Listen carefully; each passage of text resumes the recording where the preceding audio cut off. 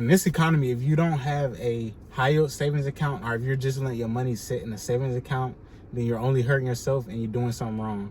What's up, YouTube? Welcome back.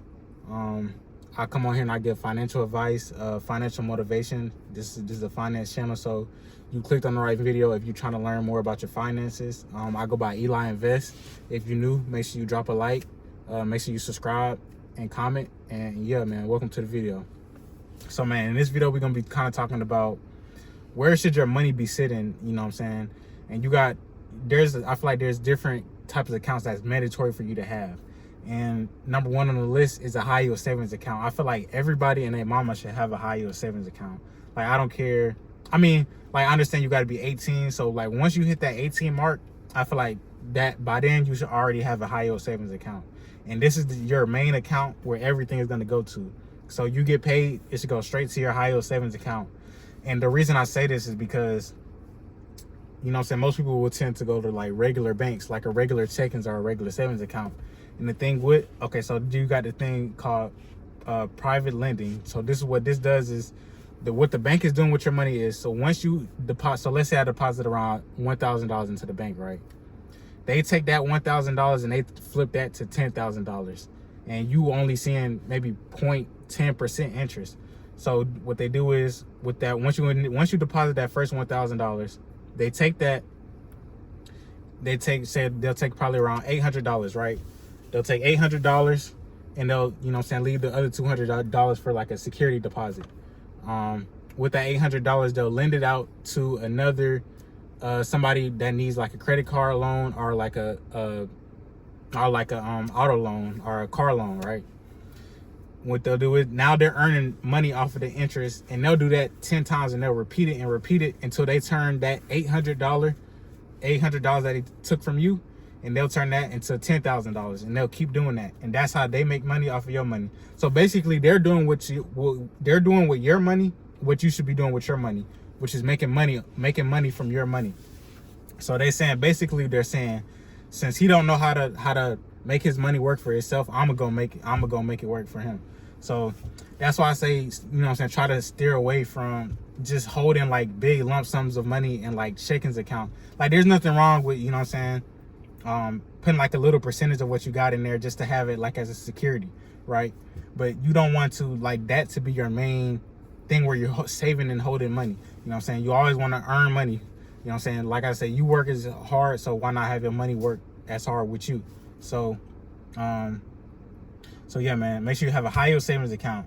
And what this does is, you know what I'm saying, there's different types of high yield savings accounts, right? You got Sophie, you got Capital One, you got, you know what I'm saying, Amex, you got these different type of, you know what I'm saying, just probably do your research on what type of high yield savings account, you know what I'm saying, that you want to get into. But me personally, I use Sophie. They give around, I think it's around 4%, depending on if you have like around $10,000 in there. So Sophie's pretty good one. I know Ally is a pretty good one too. I think they do around 3.25 to 4% as well. But I think for Sophie, you do have to make direct deposits for the high yields to be activated. So yeah, man, get you a high yield savings account. And then on top of that is like, another reason why you shouldn't just have your money sitting in a regular checkings account is because of inflation. You know what I'm saying? Nowadays, definitely, especially right now, the economy is so bad. You know what I'm saying? Jobs are not paying enough. Prices are going up. Inflation. So you just let your money sit there. You know what I'm saying?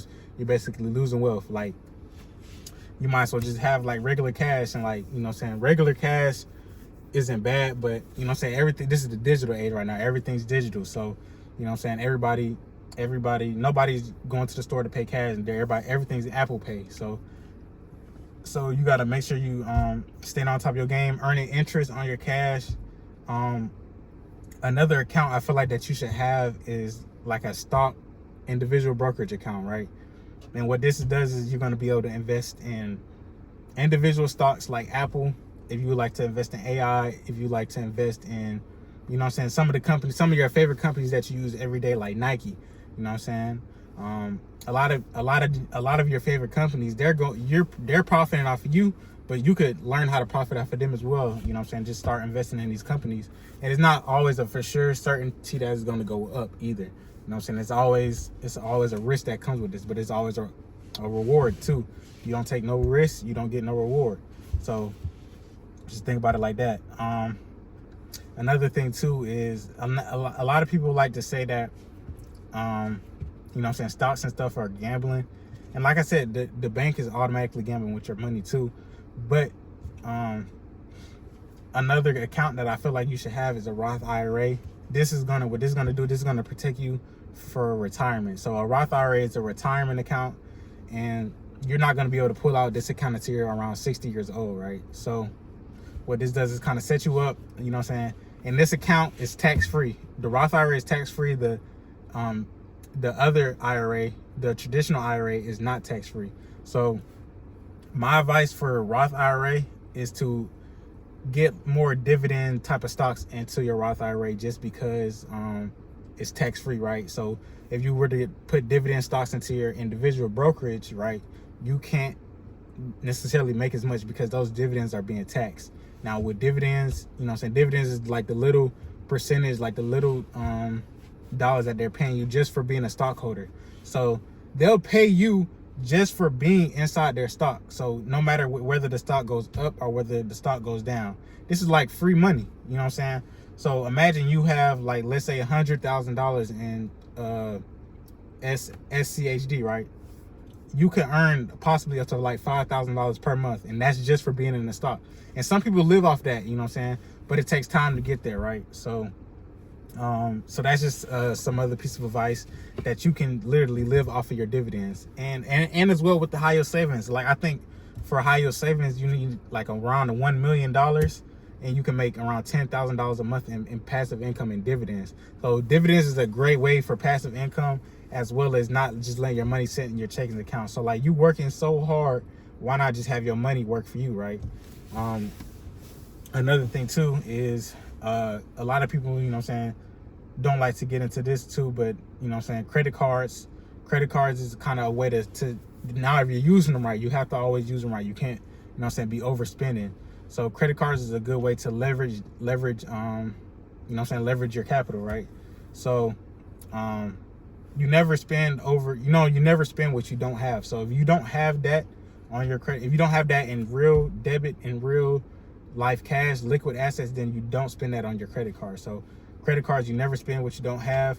Credit utilization, that's the best. So basically using your credit card as little as possible, but you got a high limit, but you're using it as little as possible, right? You're paying your credit bills on time. That's how you increase your credit score to where you can buy houses, buy cars, and all that great stuff, right? So really, that's kind of what I wanted to come on here and talk about, man. Like the savings account, like I feel like that's the kind of the most scam, because you're giving your money to these banks, and you know what I'm saying, you're letting them play with your money and gamble it. And then like half of the times you go into the bank, and then you let's say you wanted to withdraw 10,000, you got to call ahead. You can't really, you know what I'm saying, get that money now. You know what I'm saying? It's all types of stuff that go with it. So at the end of the day, everything's a business. Everything's about money. Everything's economics. So you know what I'm saying, make sure you play it. You got to treat it as such, right? I feel like there's not one decision that you can't. I feel like most decisions that you make in a day is based on money. So if you take any decision that you made today, one decision that you made today is going to be centered around a money problem, a money situation, how much money you have, how much money you got, you know what I'm saying? So that's just how America is right now. Like, America is an economically centered world, right? We're, you know what I'm saying, you want to get ahead, and definitely, you know what I'm saying, people of color, if you're trying to get ahead too, you gotta know these type of things. You gotta know how to create passive income, right? So I just wanted to come on here and kind of wrap on that. You know, I want y'all to comment what type of videos y'all want to see in the future. Comment how y'all think this little series is going as well too. Yeah, man. I don't want to hold y'all for too long. Shoot, I feel like we're going up, man. I feel like this has been a journey. This YouTube stuff, I definitely agree. I definitely like coming on here and chopping it up with y'all, kind of talking about finances. You know what I'm saying? In the future, we're going to be talking about some real estate. We're going to be talking about entrepreneurship. You know what I'm saying? But this is just the beginning, man. So once I get my real estate journey going to where I could, buy houses and, sell them, rent them out, I'm going to be documenting that process as well, too. I'm going to keep on documenting my stock process and my stock journey, how much I'm, revealing my stock portfolios as well. We're going to keep documenting that.